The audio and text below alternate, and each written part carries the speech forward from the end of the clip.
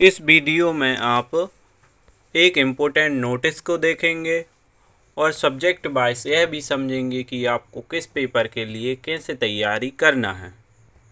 तो यह वीडियो बहुत ही इम्पोर्टेंट होने वाली है, इसे आप बिना स्किप करे आप चाहें तो इसे फास्ट कर सकते हैं, 1.5x पर देख सकते हैं, 1.25 पर देख सकते हैं, लेकिन आपको स्किप नहीं करना है, नहीं तो आपसे कुछ जानकारी छूट जाएगी और आप समझ नहीं पाएंगे कि आपको किस प्रकार तैयारी करनी है। और आप सभी हमारी वीडियो सभी नहीं देखते हैं, इसलिए आपके कुछ क्वेश्चन रिपीटेड ही होते हैं जिनके आंसर हम पहले वीडियो में दे चुके होते हैं और आप व्हाट्सएप पर वही क्वेश्चन हमसे बार बार पूछते हैं। तो इसलिए आप हमारी वीडियो को पूरा देखें, जिससे आपके कई क्वेश्चन उनमें सॉल्व हो जाते हैं।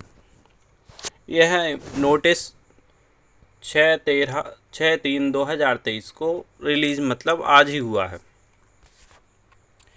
इसमें यह बताया गया है कि एक वीडियो कॉन्फ्रेंसिंग की गई थी, जिसमें बताया गया था कि 5वीं और 8वीं से रिलेटेड कुछ महत्वपूर्ण जानकारी दी गई थी। यह मेन रूप से सिर्फ प्रिंसिपल और इनके लिए थी, लेकिन इसमें कुछ विद्यार्थियों के लिए भी कुछ बताया गया था। तो इसमें यह बताया गया था कि सामाजिक विज्ञान में कुछ इंग्लिश मीडियम के छात्रों की आदत होती है कि वह हिंदी मीडियम में मतलब हिंदी में ही आंसर लिखते हैं। तो इसलिए एमपी बोर्ड द्वारा यह बताया गया है कि इंग्लिश मीडियम के सभी छात्र हिंदी में आंसर लिख सकते हैं अगर उन्हें इंग्लिश में लिखना नहीं आता है, क्योंकि सोशल साइंस में बहुत बड़े बड़े आंसर रहते हैं तो किसी किसी को याद नहीं होते हैं, इसलिए वो किस में लिखवाते हैं, स्कूल वाले उनसे हिंदी में लिखने का बोल देते हैं तो वो हिंदी में तैयारी कर लेते हैं उनकी सोशल साइंस के आंसर लिखने की। तो इसलिए यह नोटिस निकाला गया है कि जो विद्यार्थी इंग्लिश मीडियम के हैं लेकिन उन्हें हिंदी में आंसर लिखना है तो वह हिंदी मीडियम में भी आंसर लिख सकते हैं, मतलब हिंदी में आंसर लिख सकते हैं। लेकिन इस वीडियो कॉन्फ्रेंसिंग में यह बताया गया था कि इंग्लिश मीडियम वाले बच्चों को इंग्लिश मीडियम का ही पेपर मिलेगा सोशल साइंस का, और हिंदी मीडियम वालों को हिंदी मीडियम का ही मिलेगा। और अगर इंग्लिश मीडियम वाले बच्चे चाहते हैं कि उन्हें हिंदी में पेपर मिले तो उन्हें अपने प्रिंसिपल को यह बताना होगा और प्रिंसिपल को यह बात एमपी बोर्ड को बताना होगा, जिससे कि वह हिंदी मीडियम के पेपर ज़्यादा प्रिंट करवा लें, जिससे विद्यार्थियों को मिल सकें और वह उस सेंटर पर पहुंचा सकें। तो यह जानकारी प्राचार्य मतलब प्रिंसिपल के द्वारा एमपी बोर्ड को देनी होगी। इसके लिए उन्होंने ईमेल आईडी पे कुछ बताया भी है कि इस ईमेल आईडी पे भेजना है। यह वीडियो कॉन्फ्रेंसिंग लगभग सभी स्कूल संचालकों ने देखी होगी, तो उन्हें यह इस बारे में मालूम होगा। तो आप अपने प्रिंसिपल से यह बोल सकते हैं कि वह आपके लिए हिंदी मीडियम में पेपर अवेलेबल कराएं यदि आप चाहते हैं तो। लेकिन अगर आपने इंग्लिश मीडियम में ही तैयारी की है तो आप हिंदी मीडियम में ना लिखें, क्योंकि अगर आपको इंग्लिश मीडियम में ही सभी आंसर आते हैं तो आप सभी आंसर के हल को इंग्लिश मीडियम में ही लिखें। और अगर आपको कोई ऐसा आंसर है कि आप उसे इंग्लिश में नहीं लिख सकते हैं तो आप उसका आंसर हिंदी में भी लिख सकते हैं, तो आपके मार्क्स नहीं कटेंगे। यह उस वीडियो कॉन्फ्रेंसिंग में कहा गया था। लेकिन आपको यह जब ही करना है जब आपको आंसर इंग्लिश में बिल्कुल भी नहीं आ रहा है, क्योंकि उस वीडियो कॉन्फ्रेंसिंग में यह नहीं बताया गया था कि आप सभी क्वेश्चन इंग्लिश मीडियम में अटेम्प्ट करके और जो क्वेश्चन आपको नहीं आ रहा है उसे हिंदी मीडियम में अटेम्प्ट कर ले, ऐसा उसमें कोई भी जानकारी नहीं दी गई थी। सिर्फ यह बताया गया था कि यदि कोई विद्यार्थी हिंदी में आंसर लिखता है तो उसके मार्क्स नहीं काटे जाएंगे। तो मतलब आपको छूट भी मिल सकती है इसमें कि अगर आप पूरा पेपर इंग्लिश में अटेम्प्ट करते हैं और कोई सा क्वेश्चन आपको नहीं आता है तो आप उसे हिंदी में लिख दें, और आपको नहीं भी मिल सकती, क्योंकि उस वीडियो में इतना क्लियर नहीं किया गया था कि आपको पूरा पेपर ही इंग्लिश में अटेम्प्ट करना है या हिंदी में अटेम्प्ट करना है। अगर आप हिंदी में पूरा पेपर अटेम्प्ट करेंगे तो उसकी तो इस पीडीएफ में भी दिया गया है कि आप पूरा पेपर मतलब हिंदी में सॉल्व कर सकते हैं।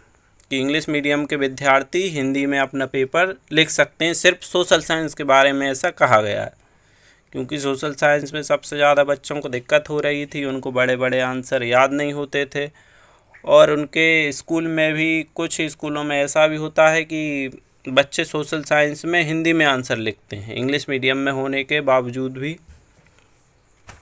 तो इसलिए यह बताया गया है। और इसमें सेकंड पॉइंट केंद्र अध्यक्षों के लिए, इनके लिए है। और थर्ड में कुछ विद्यार्थियों को यह कन्फ्यूज़न हो रहा है कि इसमें उनके हिंदी मीडियम नहीं, हिंदी, अंग्रेजी और संस्कृत के पेपर आ चुके हैं। तो ऐसा इसमें नहीं लिखा है। इसमें यह लिखा है कि NCERT पाठ्यक्रम आधारित हिंदी, अंग्रेजी एवं संस्कृत के प्रश्न पत्र शीघ्र ही राज्य शिक्षा केंद्र द्वारा उपलब्ध कराए जाएंगे।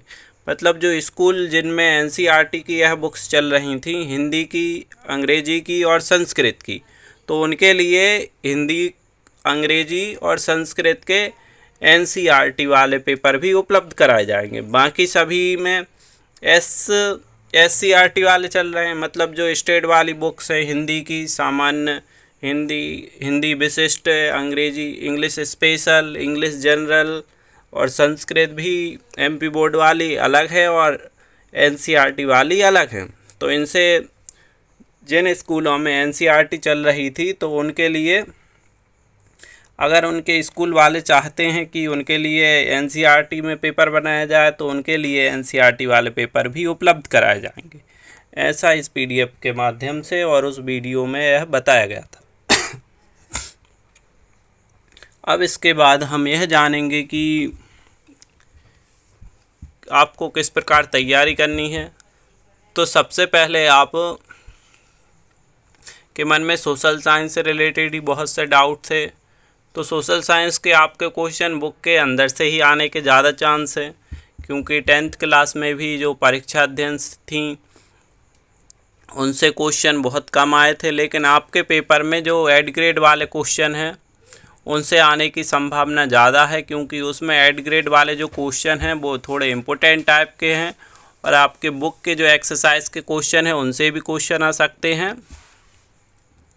और आपके बुक के अंदर से भी आ सकते हैं। लेकिन अगर आप एड ग्रेड वाले और जो एक्सरसाइज वाले क्वेश्चन हैं तो उनको अगर आप कर लेते हैं तो आपके पासिंग मार्क्स से ज़्यादा मार्क्स आ सकते हैं।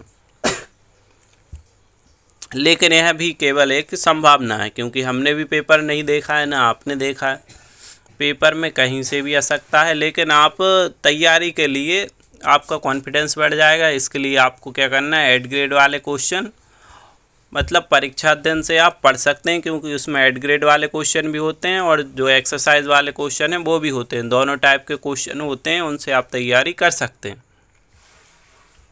तो इससे आपको समझ में आ गया होगा कि सोशल साइंस की तैयारी आपको किस प्रकार करनी है। और अगर आपकी इतना सिलेबस हो चुका है तो आपको क्या करना है, फिर चैप्टर की समरी देखना है। यूट्यूब पे आपको सभी चैप्टर की समरी मिल जाएगी, या फिर 2-2 घंटे के लेक्चर डले हुए हैं, बहुत से यूट्यूबरों ने बनाए हुए हैं, आप उनके लेक्चर देख सकते हैं। क्योंकि अब टाइम बहुत कम बचा है तो हम इन सभी के सिलेबस आपको नहीं पढ़ा सकते हैं, इसलिए आप उन्हें किसी दूसरे यूट्यूबर के पास जाके देख सकते हैं। तो यहाँ पर आप सोशल साइंस के बारे में समझ चुके होंगे कि आपको तैयारी किस प्रकार करना है। सबसे पहले हम फिर से रिवाइज करा देते हैं किस प्रकार करना है, कि आपको एड ग्रेड वाले क्वेश्चन और जो बुक के एक्सरसाइज में क्वेश्चन दिए उनको पढ़ना है सबसे पहले आपको, और फिर आपको चैप्टर की समरी देखना है, या फिर 2 घंटे के जो लेक्चर डले हैं आपको उनको देखना है, जिससे आप चैप्टर को समझ पाएंगे कि चैप्टर किस बारे में था। और आपकी वोकैबुलरी भी थोड़ी स्ट्रांग हो जाएगी, जिससे आप इंग्लिश में भी अगर आंसर लिखना चाहते हैं तो आप उससे आंसर लिख सकते हैं, क्योंकि आपने सब कुछ पढ़ा हुआ है तो आप लिख सकते हैं। और जो वर्ड इंग्लिश के आपको यूज़ करने हैं वो आप इंग्लिश मीडियम वाले वीडियो देखेंगे तो उससे आपको मालूम हो जाएंगे और आप उन वर्ड का यूज़ करके आंसर लिख सकते हैं। और आपके इस बार कॉपी थोड़े अच्छे से चेक नहीं होंगी, क्योंकि फर्स्ट बार आपका बोर्ड एग्ज़ाम है, इसलिए आपकी कॉपी ज़्यादा बारीकी से चेक नहीं होंगी, आपको फेल बहुत कम चांस रहेंगे फेल करने के। आप बिल्कुल नहीं लिखेंगे तभी आप फेल हो सकते हैं या फिर आप थोड़ा बहुत लिखते हैं तभी आप फेल हो सकते हैं। बाकी अगर आप क्वेश्चन से रिलेटेड कुछ भी लिखेंगे तो आपको उसके नंबर मिल सकते हैं। अब इसके बाद साइंस के बारे में जानेंगे कि साइंस की तैयारी आपको किस प्रकार करनी है। तो साइंस की तैयारी आप इस प्रकार कर सकते हैं कि आप सबसे पहले तो जो आपके बुक के एक्सरसाइज में दिए हैं उनसे पढ़ लें और फिर उसके बाद आप 8 ग्रेड वाले क्वेश्चन सॉल्व कर लें। 8 ग्रेड वाले क्वेश्चन करने के बाद जो आपके इम्पोर्टेंट टॉपिक आपको साइंस के उसमें दिखते हैं तो आप उन्हें भी पढ़ लें, क्योंकि 1 या 2 क्वेश्चन आपके डायग्राम से रिलेटेड आएंगे जिसमें आपको डायग्राम बनाना है और कुछ क्वेश्चन आपके डिफरेंस वाले भी आ सकते हैं। 1 या 2 क्वेश्चन आपको डिफरेंस वाले देखने को मिल सकते हैं, क्योंकि यह साइंस के पेपर में आते ही हैं, डिफरेंस वाला और डायग्राम वाले क्वेश्चन। तो 2 क्वेश्चन तो आपको समझ में आ गए होंगे कि आपको इनकी तैयारी कैसे करनी है। बाकी ऑब्जेक्टिव के लिए आप अगर समरी वाली वीडियो या 2 घंटे के जो लेक्चर डले रहते हैं हर चैप्टर के बारे में, आप उन्हें देख लेंगे तो आप ऑब्जेक्टिव सॉल्व कर सकते हैं। और कुछ ऑब्जेक्टिव आपके सोशल साइंस में भी आपको मिल जाएंगे, परीक्षा अध्ययन में, क्वेश्चन बैंक में, तो आप उनसे तैयारी कर सकते हैं। अब आपको साइंस की तैयारी भी समझ में आ गई होगी कि आपको किस प्रकार करना है। तो इसके बाद आएंगे इंग्लिश स्पेशल में। इंग्लिश में स्पेशल है या इंग्लिश जनरल आपको किस प्रकार तैयार करनी। तो लैंग्वेज वाले जो 2 पेपर होंगे आपको, इसमें हम दोनों पेपर बता दे रहे हैं, हिंदी की और इंग्लिश की तैयारी आपको किस प्रकार करनी। तो इंग्लिश मीडियम वालों को यह दिक्कत होगी और हिंदी मीडियम वालों को भी कि इंग्लिश की तैयारी कैसे करें और हिंदी की। तो आपकी दोनों लैंग्वेज में आपकी बुक से ज़्यादा कम चांस हैं कि आपकी बुक से 50% या उससे कम के समथिंग आपके क्वेश्चन आ सकते हैं, क्योंकि इनमें बुक से अलग अलग हो सकती हैं सभी स्कूलों में। तो इससे ऐसे क्वेश्चन बनाए जाएंगे कि आपकी लैंग्वेज की एबिलिटी देखी जाएगी कि आपको उससे कितना आता है, ना कि आपकी बुक से एज इट इज़ क्वेश्चन पूछे जाएंगे। लेकिन आपकी बुक के क्वेश्चन भी आपको देखने को मिल सकते हैं, लेकिन इनकी संख्या बहुत कम होगी। तो इंग्लिश में आपको ग्रामर देखने को मिल सकती है और ग्रामर में आपको टेंस से रिलेटेड, पार्ट ऑफ स्पीच से रिलेटेड और आर्टिकल से रिलेटेड क्वेश्चन आपको देखने को मिल सकते हैं। पार्ट ऑफ स्पीच में आपके noun, pronoun, verb, adverb, adjective, conjunction, preposition, यह सब आपको देखने को मिल जाएंगे। इनके बाद भी आपके passive voice, active voice, narration, यह 8th क्लास के लिए हैं और 5th क्लास वालों को सिर्फ वर्ब और टेंस से रिलेटेड क्वेश्चन ही आपको देखने को मिलेंगे और थोड़े बहुत पार्ट ऑफ स्पीच से रिलेटेड क्वेश्चन मिल सकते हैं। बाकी 5th वालों के लिए न नरेशन आएंगी न वॉइस आएंगे, इस प्रकार के टफ क्वेश्चन नहीं मिलेंगे देखने को। अब बात करेंगे हिंदी की कि हिंदी की आपको तैयारी कैसी करनी है। तो हिंदी में आपको ग्रामर पढ़नी है और आपके पेपर में क्या क्या ग्रामर आ सकती है, यह आपको परीक्षा अध्ययन में या क्वेश्चन बैंक में आपको देखने को मिल सकती है। तो आप उससे तैयारी कर सकते हैं और आपके सिंपल क्वेश्चन भी आ सकते हैं, जैसे आपको किसी पर निबंध लिखना है किसी टॉपिक पर, तो निबंध आपके वैसे तो नहीं आएंगे कि आपको विज्ञान का चमत्कार लिखना है या फिर इंग्लिश में वंडर ऑफ साइंस लिखना है। आपके उसमें टॉपिक लिखने को मिल सकते हैं कि आप कहीं पे गए थे तो आपको उसका बताना है कि आपने वहाँ पे क्या क्या देखा, या फिर आपके एरिया से रिलेटेड आपको बताना होगा कि आपके यहाँ जो प्रसिद्ध मंदिर या ऐतिहासिक धरोहर है उसके बारे में आपको निबंध लिखना है।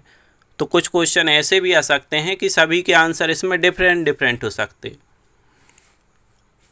मतलब सभी एक जैसे आंसर इसमें नहीं लिखेंगे और लिख देंगे तो उनके नंबर नहीं कटेंगे, क्योंकि सभी एक जैसा भी सोच सकते हैं, लेकिन इसके चांस बहुत कम हैं, क्योंकि क्वेश्चन कुछ ऐसे आएंगे जिनके आंसर सभी विद्यार्थियों के अलग अलग हो सकते हैं। तो आपको हिंदी और इंग्लिश की तैयारी इस प्रकार करनी है कि आपके बुक से मतलब जो एज इट इज़ क्वेश्चन है वो बहुत कम लिए जाएंगे, और बाकी आपके ग्रामर और आपके एबिलिटी देखी जाएगी उसमें कि आपको कितना आता है। आपकी रीडिंग एबिलिटी देखी जाएगी, राइटिंग एबिलिटी देखी जाएगी कि आप मन से वाक्य बनाकर लिख सकते हैं या नहीं लिख सकते हैं, सेंटेंस बना के लिख सकते हैं या नहीं लिख सकते हैं। और आपकी स्पीकिंग एबिलिटी भी देखी जाएगी, जिसमें आपको वर्तनी दोष और इंग्लिश में आपको एंटोनिम, साइनोनिम्स, वोकैबुलरी से रिलेटेड भी आपको क्वेश्चन मिल सकते हैं, राइमिंग वर्ड। अब इसके बाद हम संस्कृत के बारे में देखेंगे। तो संस्कृत का आप हमारा मॉडल पेपर देख सकते हैं। उस मॉडल पेपर के जैसे ही आपका क्वेश्चन पेपर आ सकता है। आपकी एप्लीकेशन में ब्लैंक मिलेंगे, और यह भी सिर्फ एक संभावना के आधार पर हम बता रहे हैं, क्योंकि पिछले ईयर का जो मॉडल पेपर था या पिछली साल जो बोर्ड एग्ज़ाम हुआ था गवर्नमेंट स्कूल में, उसमें इस प्रकार का ही क्वेश्चन आए थे कि एप्लीकेशन में उनको ब्लैंक दिए गए थे। इस प्रकार उनका क्वेश्चन पेपर आया था। तो संस्कृत का आप हमारा मॉडल पेपर देख सकते हैं, और आपके ज़्यादातर क्वेश्चन आपकी बुक से ही आएंगे। आप आपकी बुक के क्वेश्चन की तैयारी कर सकते हैं, और संस्कृत वैसे भी सरल होती है। आप उसमें विभक्ति और थोड़ी बहुत जो ग्रामर है, संधि, समास, उनको पढ़ लेंगे तो आपके संस्कृत में अच्छे मार्क्स आ सकते हैं। अब इसके बाद मैथ बचता है। तो मैथ के लिए आप सबसे पहले क्या कर सकते हैं, सबसे पहले आपको करने हैं बुक वाले क्वेश्चन। और बुक में आपको जो 8 ग्रेड वाले हैं, ट्राई दिस वाले क्वेश्चन हैं, एग्जाम्पल और ट्राई दिस, और इसके बाद आपको एक्सरसाइज में जो क्वेश्चन दिए रहते हैं उनकी तैयारी करनी है। और उसके बाद आपको जो 8 ग्रेड वाले क्वेश्चन हैं उनकी तैयारी करनी है। तो सबसे पहले आपको मैथ में क्या करना है, एग्जाम्पल और जो ट्राई दिस वाले क्वेश्चन है वो, और जो बुक में दिए हैं वो। और उसके बाद आपको फिर बाद में लास्ट में करनी है 8 ग्रेड वाले क्वेश्चन की तैयारी। सबसे पहले आपको बुक कंप्लीट करना है, फिर प्रैक्टिस के लिए आपको क्या करना है, 8 ग्रेड वाले क्वेश्चन करना है। तो इस प्रकार आप आपके मैथ की तैयारी कर सकते हैं।